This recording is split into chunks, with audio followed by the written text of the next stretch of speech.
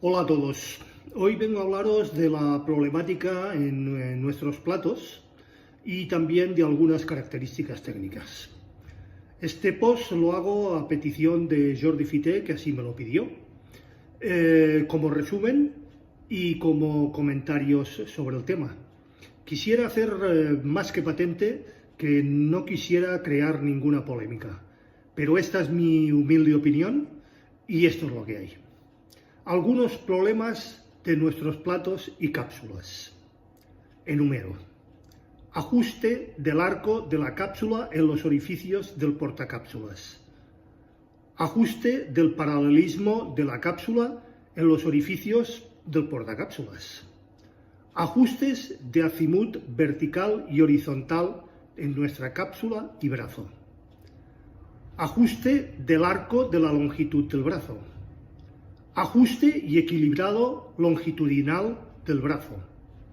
Ajuste de la altura de nuestro brazo y cápsula. Ajuste de compensación del peso de la cápsula. Ajuste de la fuerza de apoyo de nuestro brazo y cápsula. Ajuste del anti-scatting de nuestro brazo y cápsula. Ajuste horizontal del plato. Ajuste verticalidad del plato. Ajuste y control de velocidades de rotación. Ajustes de la fluctuación de las velocidades de rotación. Ajustes y control de la velocidad angular. Posible ruido de la red eléctrica. Posible ruido por rotaciones del motor. Posible ruido de arrastre motor y plato.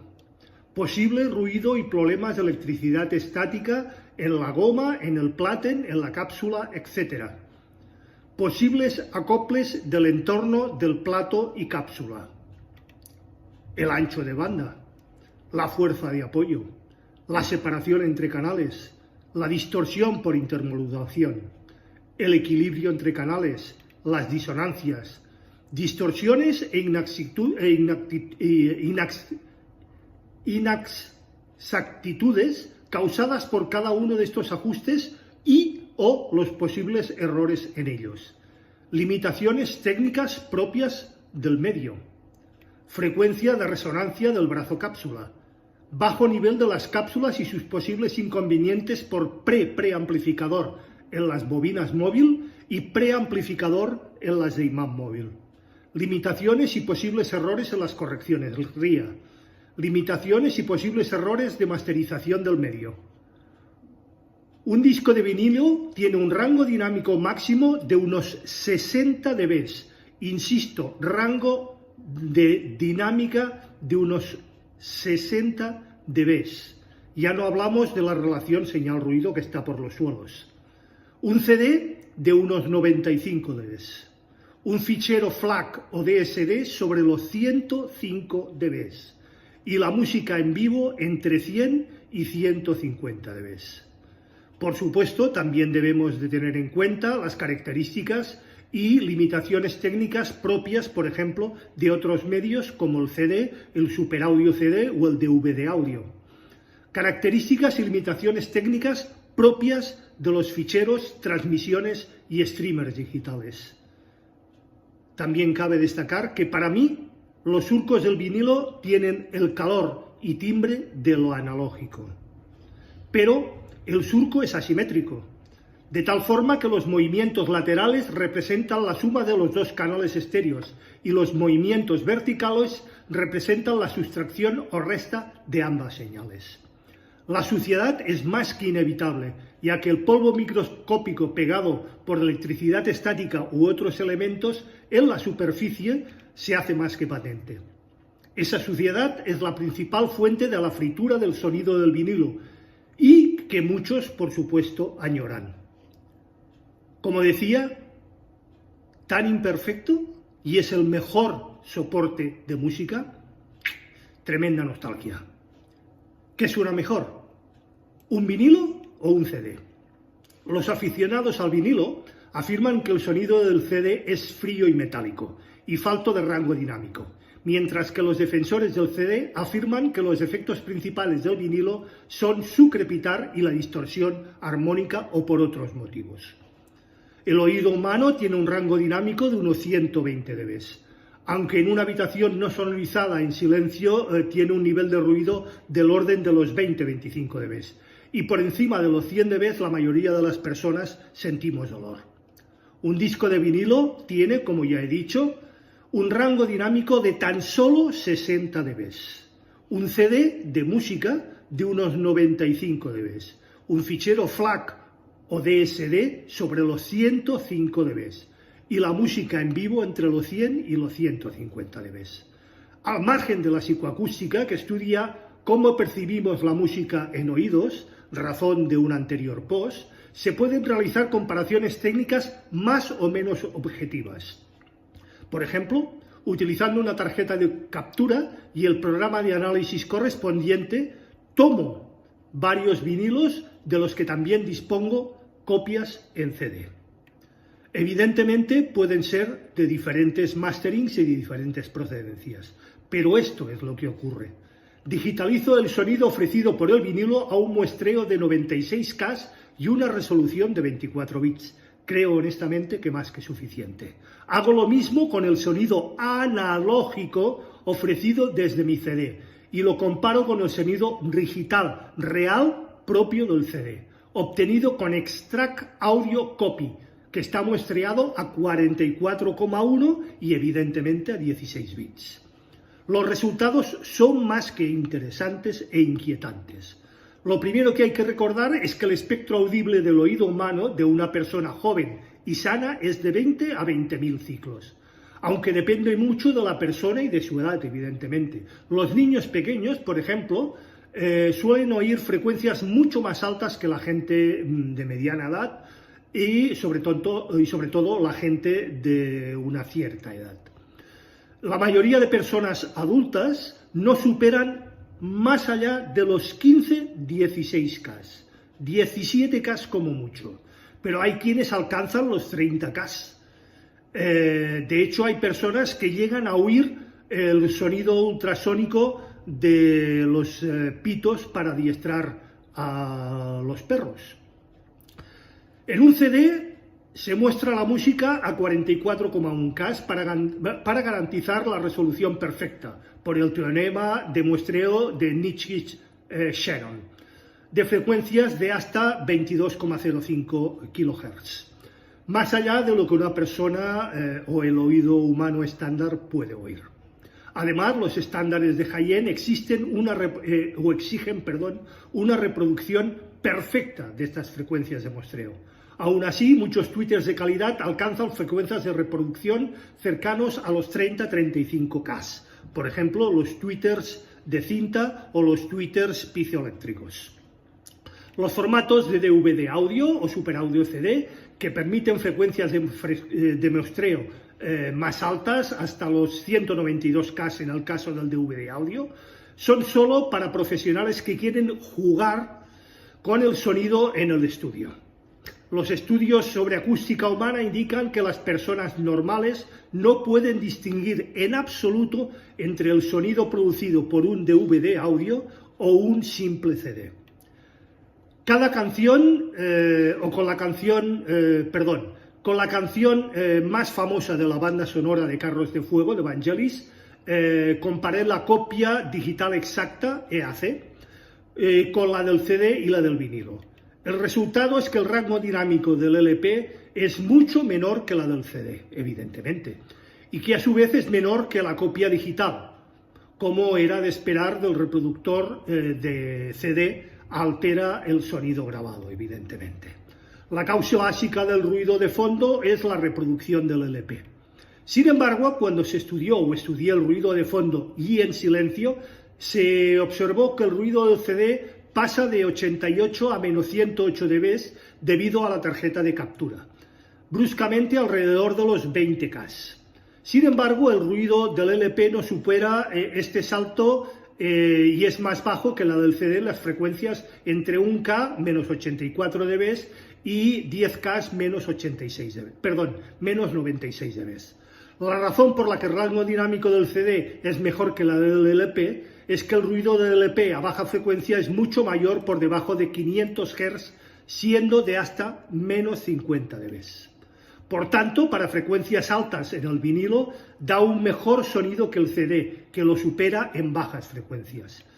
Creo que el alto ruido de bajas frecuencias en el vinilo podría ser debido a la copia del máster original, Original Master Recording en mi caso, y que quizás ha sido procesada digitalmente previo a su uso para grabar el CD con objeto de eliminar dicho ruido. Utilizando la canción de Café Blue in the Style Council, comparé el CD con una copia remasterizada digitalmente y de su LP.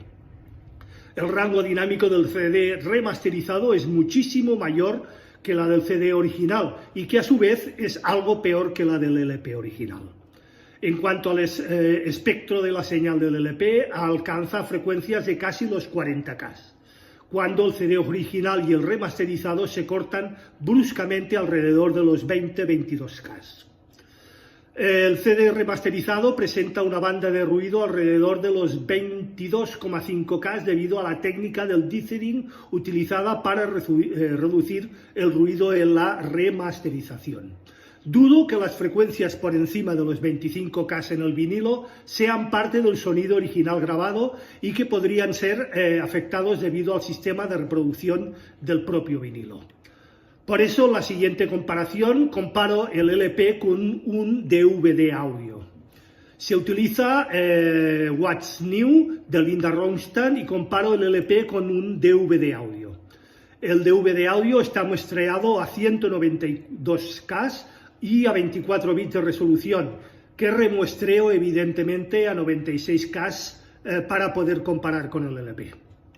El rango dinámico del DVD audio es mucho mayor, sin ningún tipo de dudas, que la del LP, pero lo que realmente llama la atención es la comparación en el espectro. El DVD audio fue grabado de la misma cinta máster, en este caso, que el LP, y presenta una banda de ruido alrededor de los 29 kHz que no existe en el vinilo y que no tiene su origen en la cinta máster, sin ningún tipo de duda. Comparando el espectro del vinilo con el del CD audio, entre 20 y 29K, se observa que el vinilo no reproduce nada bien estas frecuencias, pero evidentemente las reproduce, cuando un CD no lo haría. Quizás ahí radica la gran ventaja del LP con respecto al CD, la reproducción de frecuencias grabadas en la cinta máster por encima de los 20K. Aún así, el DVD audio da un sonido de mucha mejor calidad que el vinilo para dichas frecuencias, audibles evidentemente solo para personas con más que buen oído, esas personas que decíamos que pueden oír y escuchar más allá de los 20K.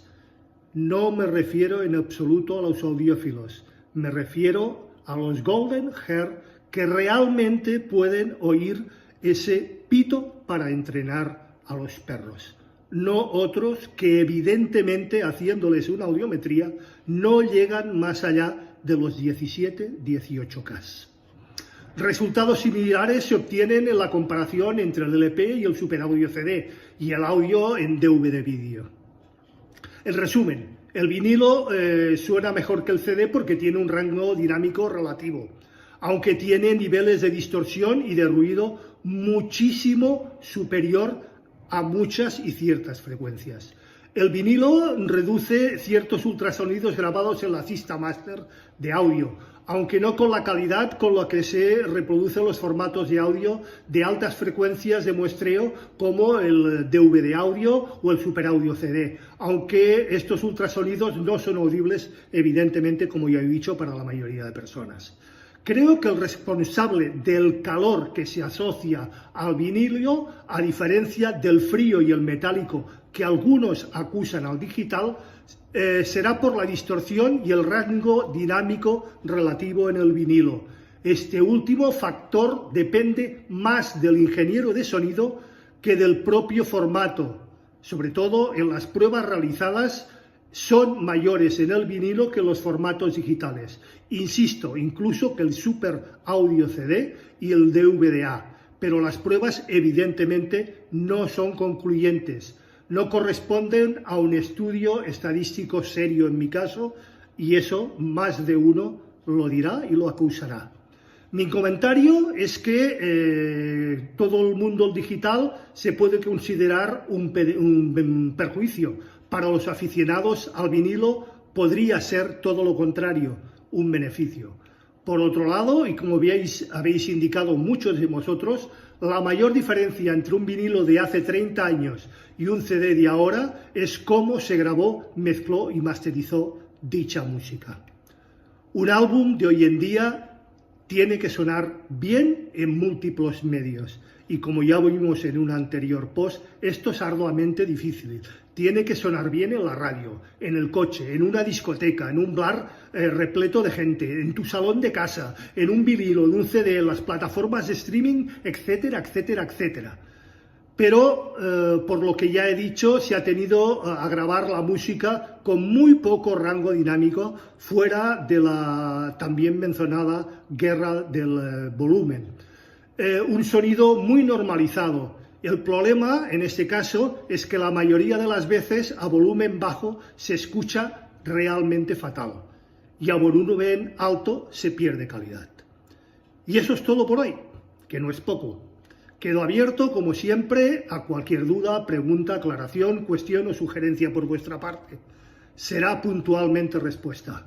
Recordad, si os ha gustado, dadle al like. Como bien os digo, es súper importante para la supervivencia del canal. Compartid el post, ayudáis a que el canal crezca. Suscribiros si no lo estáis ya. Y acordaros de darle a la campanilla gris para que YouTube os avise de cualquier novedad en el canal. Gracias y nos veremos el próximo viernes en un nuevo capítulo también súper interesante de A las 8 estrenamos. Hasta entonces y que tengáis una muy buena y feliz semana.